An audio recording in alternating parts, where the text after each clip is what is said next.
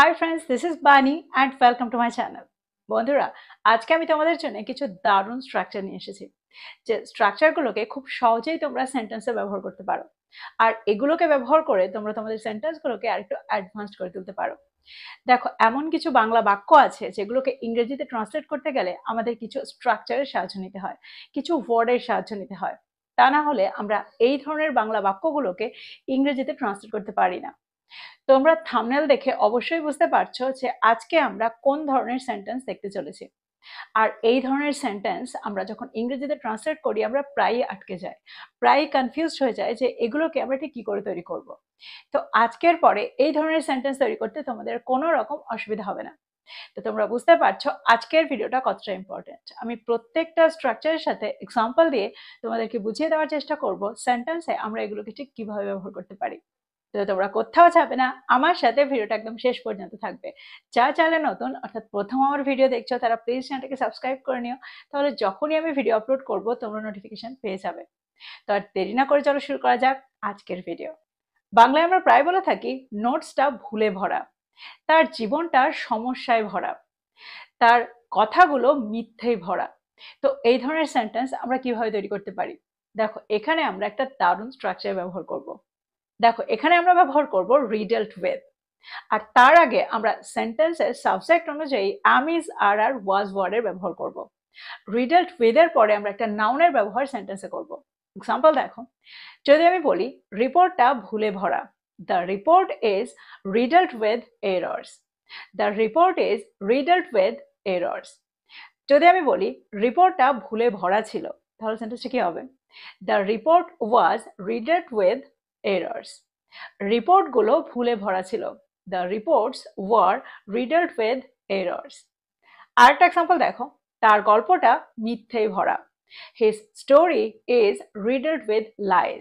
His story is riddled with lies.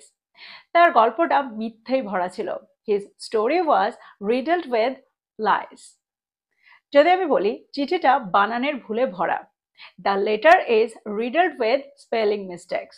The letter is riddled with spelling mistakes.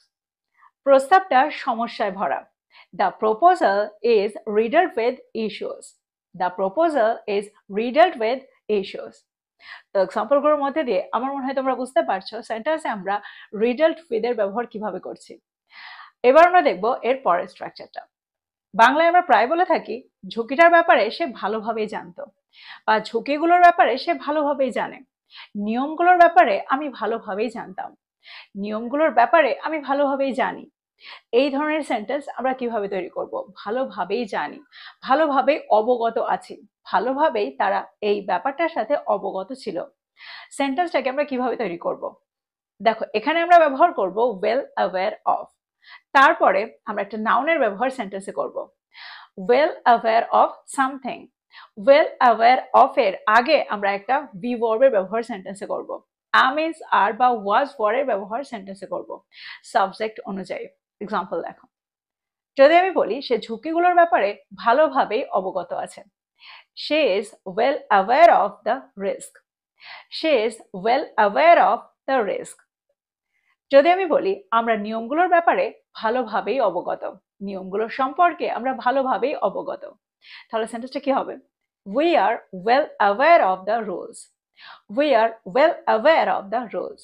আমরা নিয়মগুলোর সম্পর্কে ভালোভাবেই অবগত ছিলাম, we were well aware of the rules.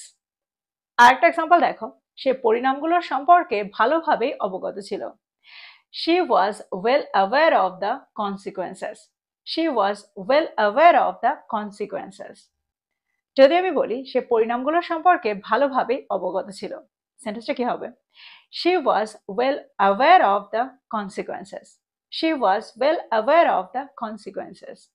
আরেকটা example দেখো, তারা তাদের অধিকারগুলো সম্পর্কে ভালোভাবে অবগত ছিল, they were well aware of their rights. they were well aware of their rights. তো তোমরা বুঝতে পারছো এই ধরনের সেন্টেন্স আমরা এই স্ট্রাকচারটা ব্যবহার করে কত সহজেই করতে পারি, well aware of something. তো আমার মনে হয় এক্সাম্পলগুলোর মধ্যে দিয়ে তোমরা বুঝতে পারছো সেন্টেন্সে এই স্ট্রাকচারটা ব্যবহার। এবার আমরা দেখবো এর পরের স্ট্রাকচারটা।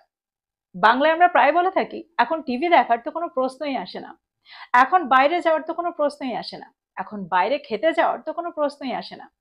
এই আবহাওয়ায় বাইরে খেতে যাওয়ার তো কোনো প্রশ্নই আসে না। তো এরকম সেন্টেন্স আমরা কিভাবে তৈরি করব? কোনো প্রশ্নই আসে না। দেখো এখানে আমরা একটা দারুণ স্ট্রাকচার ব্যবহার করব। এখানে আমরা ব্যবহার করব আউট অফ দ্য কোয়েশ্চেন। তার আগে আমরা am is are বা was were এর ব্যবহার সেন্টেন্সে করব। যদি আমি বলি এখন বাইরে যাওয়ার তো কোনো প্রশ্নই আসে না, going out now is out of the question. Going out now is out of the question. যদি আমি বলি এই আবহাওয়ায় ভ্রমণ করার তো কোনো প্রশ্নই আসে না, travelling in this weather is out of the question. Travelling in this weather is out of the question. আরেকটা এক্সাম্পল দেখো, প্রস্তাবটা প্রত্যাখ্যান করার তো কোনো প্রশ্নই আসে না, refusing the offer is out of the question. Refusing the offer is out of the question. তো এক্সাম্পলগুলোর মধ্যে দিয়ে তোমরা বুঝতে পারছো যখন কোনো কিছু করার প্রশ্নই আসে না, এরকম অর্থ আমরা সেন্টেন্সে করতে চাই, তখন আমরা সেন্টেন্সে এই স্ট্রাকচারটা ব্যবহার করতে পারি, out of the question. It is out of the question. বাংলায় আমরা প্রায় বলে থাকি পরীক্ষাটার জন্য আমি একদম তৈরি, বা পরীক্ষাটার জন্য আমি পুরোপুরি প্রস্তুত। মিটিংটার জন্য আমরা পুরোপুরি প্রস্তুত। ভ্রমণটার জন্য আমি পুরোপুরি তৈরি। তো এই ধরনের সেন্টেন্স আমরা কিভাবে তৈরি করব? দেখো এখানে আমরা একটা দারুণ ফ্রেজের ব্যবহার করতে পারি। এখানে আমরা বলতে পারি I am all set, they are all set, we are all set. Sentence দেখো, সেন্টেন্সে আমরা এই ফ্রেজটাকে কি করে ব্যবহার করছি। যদি আমি বলি আমি সেখানে যাওয়ার জন্য একদম তৈরি, I am all set to go there. I am all set to go there. That means আমি সেখানে যাওয়ার জন্য পুরোপুরি প্রস্তুত। আরেকটা এক্সাম্পল দেখো, আমরা মিটিংটা শুরু করার জন্য একদম তৈরি, we are all set to start the meeting. We are all set to start the meeting. আরেকটা এক্সাম্পল দেখো, যদি আমি বলি ছাত্রছাত্রীরা পরীক্ষাটা দেওয়ার জন্য পুরোপুরি তৈরি, পুরোপুরি প্রস্তুত, সেন্টেন্সটা কি হবে? The students are all set to take the exam. The students are all set to take the exam. দেখো পরীক্ষা দেওয়ার ক্ষেত্রে আমরা টেকের ব্যবহার সেন্টেন্সে করে থাকি। আমি পরীক্ষাটা দিচ্ছি, I am taking the exam. তো এক্সাম্পলগুলোর মধ্যে দিয়ে আমার মনে হয় তোমরা এই ফ্রেজটাকে বুঝতে পারলে, এই স্ট্রাকচারটাকে বুঝতে পারলে, অল সেট, এই স্ট্রাকচারটাকে বুঝতে পারলে। এবার আমরা দেখব এর পরেরটা। বাংলায় আমরা প্রায় বলে থাকি এই ঘটনাটা অলৌকিক ঘটনার থেকে কিছু কম নয়, এটা একটা চমকের থেকে কিছু কম নয়, এটা একটা অবিশ্বাস্য ঘটনা থেকে কিছু কম নয়। তো এরকম অর্থে আমরা সেন্টেন্সে কোন স্ট্রাকচারে ব্যবহার করব? এখানে আমরা ব্যবহার করব nothing short of plus noun, nothing short of something. Example দেখো, যদি আমি বলি তার সাফল্যটা একটা অলৌকিক ঘটনার থেকে কিছু কম নয়, his success is nothing short of a miracle. His success is nothing short of a miracle. আরেকটা এক্সাম্পল দেখো, যদি আমি বলি তোমার সাহায্যটা একটা আশীর্বাদের থেকে কিছু কম নয়, your help is nothing short of a blessing. Your help is nothing short of a blessing. তোমার সাহায্যটা একটা আশীর্বাদের থেকে কিছু কম ছিল না, তাহলে সেন্টেন্সটা কি হবে? Your help was nothing short of a blessing. Your help was nothing short of a blessing.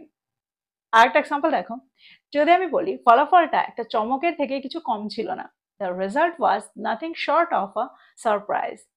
The result was nothing short of a surprise.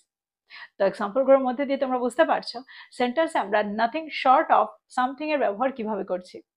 ইংরেজিতে আমরা প্রায় ব্যবহৃত শুনি I am up for something, I am up for doing something. তো স্ট্রাকচারটার কি অর্থ?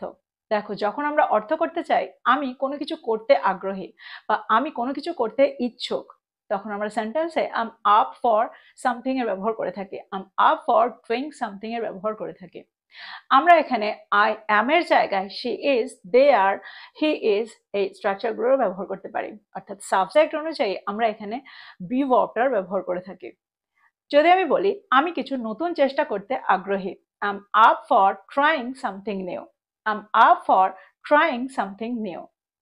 যদি আমি বলি আমরা তোমাকে সাহায্য করতে আগ্রহী, অর্থাৎ আমরা তোমাকে সাহায্য করতে ইচ্ছুক, we are up for helping you. We are up for helping you. আরেকটা এক্সাম্পল দেখো, যদি আমি বলি তুমি কি ইংরেজি শিখতে আগ্রহী, অর্থাৎ তুমি কি ইংরেজি শিখতে ইচ্ছুক, are you up for learning English. Are you up for learning English? তো এক্সাম্পলগুলোর মধ্যে দিয়ে আমার মনে হয় স্ট্রাকচারটাকে তোমরা বুঝতে পারলে। সেন্টেন্স আমরা কত সহজেই এই স্ট্রাকচারটাকে ব্যবহার করতে পারি আর কোন অর্থে ব্যবহার করতে পারি। এবার আমরা দেখবো এর পরের স্ট্রাকচারটা। বাংলায় আমরা প্রায় বলে থাকি সত্যিটা মিথ্যের আড়ালে ঢাকা পড়ে গেছে, মিথ্যে দিয়ে আচ্ছন্ন হয়ে আছে। পাহাড়টা মেঘে ঢাকা পড়ে গেছে। তো এরকম অর্থে আমরা সেন্টেন্সে কোন স্ট্রাকচার ব্যবহার করব? দেখো এখানে আমরা একটা অ্যাডভান্স স্ট্রাকচার ব্যবহার করতে পারি। এখানে আমরা ব্যবহার করতে পারি shrouded in, shrouded in something। Example দেখো তোমরা আরো ভালো করে বুঝতে পারবে। যদি আমি বলি সত্যিটা মিথ্যের আড়ালে ঢাকা রয়েছে, সেন্টেন্সটা কি হবে? The truth is shrouded in lies. The truth is shrouded in lies. দেখো স্ট্রাকচারটা ব্যবহার আমরা সেন্টেন্সে তখন করি যখন আমরা অর্থ করতে চাই কোনো কিছু ঢাকা রয়েছে বা আবৃত রয়েছে বা কোনো কিছুর আড়ালে লুকিয়ে রয়েছে। এরকম অর্থে আমরা সেন্টেন্সে shrouded in এর ব্যবহার করে থাকি। যদি আমি বলি পাহাড়টি মেঘে ঢাকা ছিল বা মেঘে আচ্ছন্ন ছিল, The mountain was shrouded in clouds. The mountain was shrouded in clouds. যদি আমি বলি তার মৃত্যুর কারণটা রহস্যে আচ্ছন্ন, The reason behind his death is shrouded in mystery. The reason behind his death is shrouded in mystery. তো এক্সাম্পলগুলোর মধ্যে দিয়ে আমার মনে হয় স্ট্রাকচারটাকেও তোমরা বুঝতে পারলে সেন্টেন্স আমরা কিভাবে ব্যবহার করছি। তো এই ছিল কিছু ইম্পর্টেন্ট স্ট্রাকচার, কিছু ইউজফুল স্ট্রাকচার, কিছু অ্যাডভান্স স্ট্রাকচার। প্রত্যেকটা স্ট্রাকচারকে তোমরা প্রতিদিনের কনভারসেশনে ব্যবহার করতে পারবে। আর এগুলোকে ব্যবহার করে প্রচুর বাংলা বাক্যগুলোকে তোমরা খুব সহজেই ইংরেজিতে ট্রান্সলেট করতে পারবে। তো প্রত্যেকটা স্ট্রাকচারকে নোট ডাউন করো আর এগুলো দিয়ে প্রচুর সেন্টেন্স তৈরি করো আর সেগুলোকে তোমাদের প্রতিদিনের কনভারসেশনে ইনক্লুড করো। তো এই ছিল আজকের ভিডিও, এই ছিল আজকের টপিক। ভিডিওটা ভালো লাগলে লাইক করতে ভুলে যেও না, বন্ধুদেরকে শেয়ার করো যারা ইংরেজি শিখছে। So this is all about today. I will be back with another video. Till then, take care. Thank you for watching this video. Bye bye.